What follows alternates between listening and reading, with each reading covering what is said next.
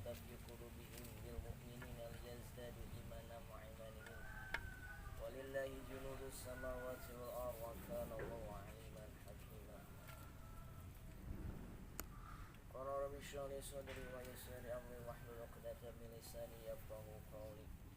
فقد قال الله تعالى في القرآن الكريم: أعوذ بالله من الشيطان الرجيم بسم الله الرحمن الرحيم وإذ تأذن ربكم لئن شكرتم لأزيدنكم ولئن كفرتم إن عذابي لشديد. صدق الله العظيم وصدق رسولنا الكريم ونحن على ذلك من الشاهدين والشاكرين والحمدلله rabbil alamin.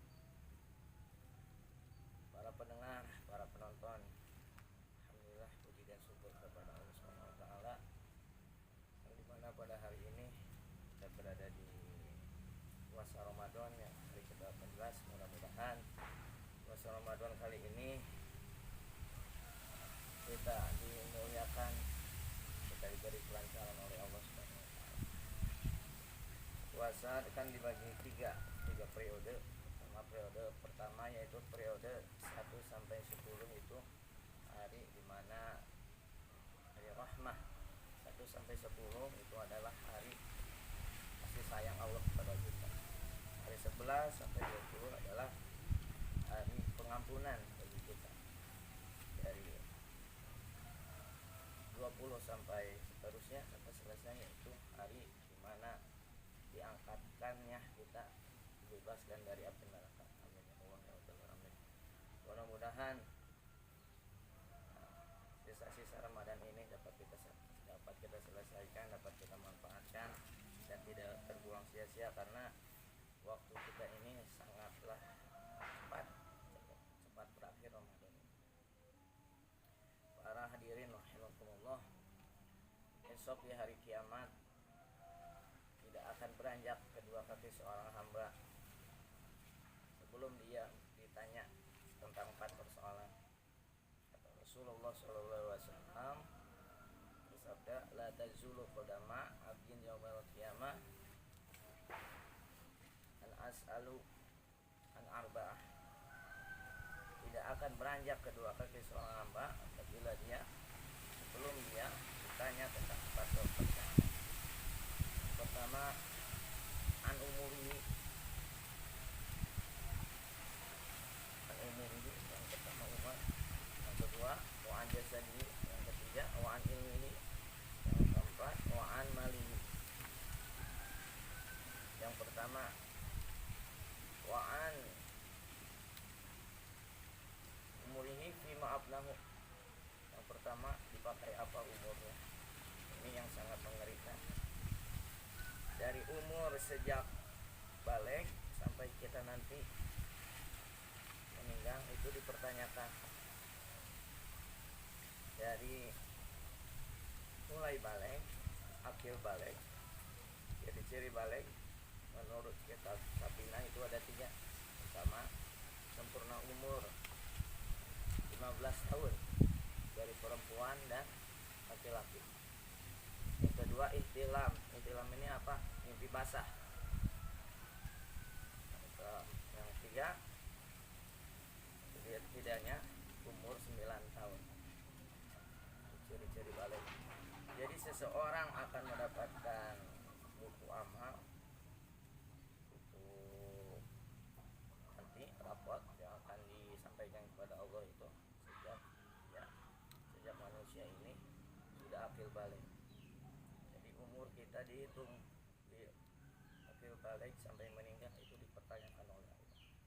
Kita sering berleha-leha, kita sering membuang waktu-waktu yang tidak bermanfaat,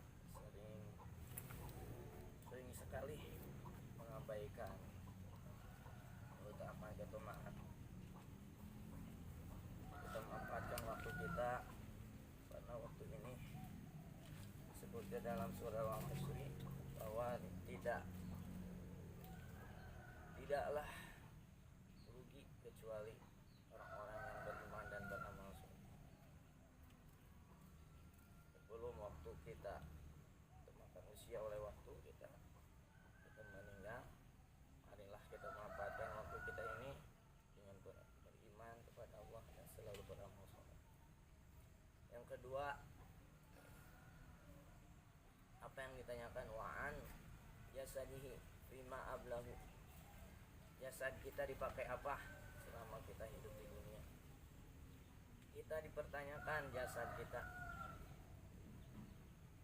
kaki, tangan, telinga, semuanya anggota tubuh kita dipertanyakan. Tangan kita dipakai apa, semuanya, telinga, mata, dan semuanya ini akan menjadi saksi. Bagaimana lagu Oki, kaki, tangan, kaki akan jadi saksi, semuanya akan jadi saksi. Dipakai apa badan kita, kaki kita dipakai bermaksiat, tangan kita dipakai bermaksiat, tangan kita dipakai beribadah, kaki kita beribadah, digunakan untuk beribadah, semuanya. Akannya ada wudu. Wudu ini untuk menghapus dosa-dosa yang telah kita kerjakan. Manfaat wudu, hikmah daripada wudu ini, kita berwudu ini mengusap wajah itu untuk apa? Untuk menghilangkan noda-noda dosa. Apa yang kemarin kita lihat, tadi kita lihat, bersihkan kembali.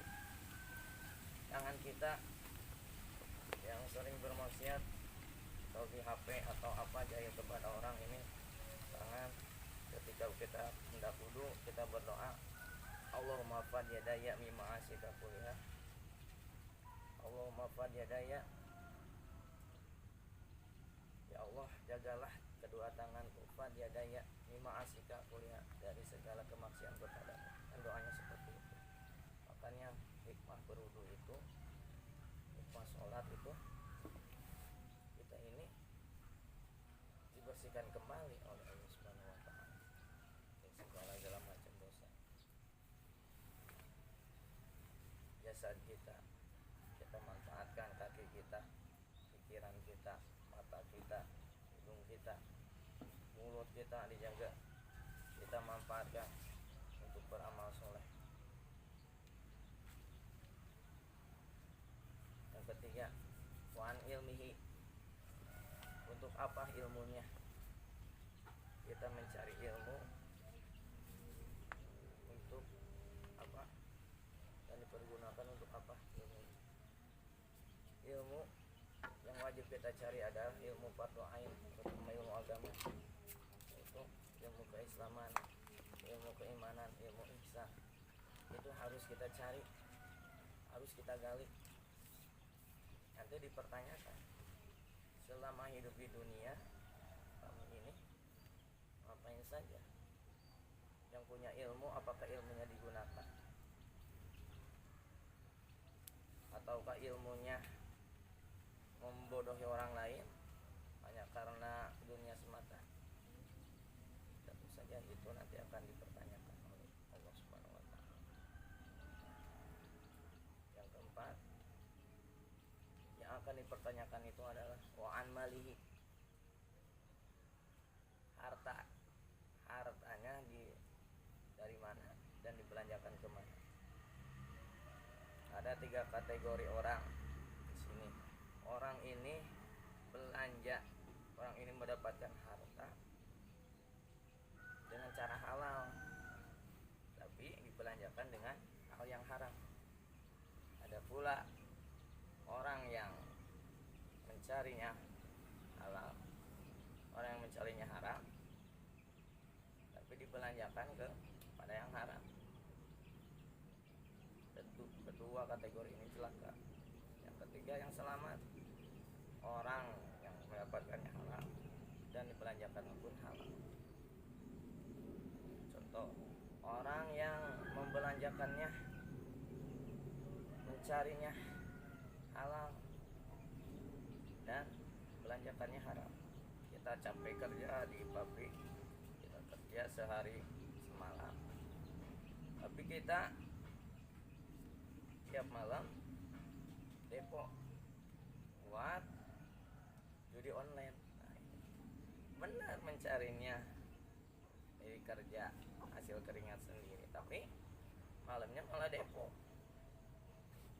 atau main judi. Nah, ini yang akan dipertanyakan, semuanya dipelihara. Yang kedua, mendapatkannya haram tapi dibelanjakan ke yang baik, ini juga salah. Kita mencuri atau korupsi, kita berikan kepada anak istri, tentu saja ini hal yang kurang baik juga. Ketiga, yaitu orang yang senantiasa tulus mencari nafkah untuk anak istrinya dengan cara yang baik, terus diberikan kan pada anak istrinya untuk makan dan urus kebutuhan sehari-hari. Itu mudah-mudahan menjadi pahala, menjadi nilai terbaik di sisi Allah Subhanahu wa taala. Karena tangan ini bekerja sangat mulia, kata Rasulullah. Apa yang didapatkan dengan tangan sendiri, dengan keringat sendiri, tangan sendiri itu lebih mulia daripada meminta-minta. Jadi yang masih muda-muda, janganlah suka meminta-minta, itu dilarang. Tangan atas lebih baik pada tangan di bawah. Itu 4 persoalan yang akan Allah tanyakan nanti di hari kiamat. Sebab begini, ibarat kita di sidang, kita masuk ke persidangan, kita dilihat, kita dibawa oleh bodyguard, kita ada yang namanya pengacara. Di dunia bisa saja kita berbohong, kita dibantu oleh pengacara. Di dunia ini masih bisa sembunyi-sembunyi, masih bisa ada permainan, masih bisa sogok menyogok ke hakim dunia. Mudah-mudahan hakim-hakim yang di Indonesia ini semuanya adil. Hakim, tidak ada hakim yang paling bijaksana, itu Allah Subhanahu wa taala. Nanti di yaumil qiyamah. Itu barangkali 4 hal kisi-kisi dari Rasulullah SAW tentang 4 persoalan nanti yang akan kita alami, yang akan kita hadapi di hadapan Allah Subhanahu wa taala. Mungkin itu dari saya. Semoga hari ini puasa yang dilancarkan oleh Allah Subhanahu wa taala.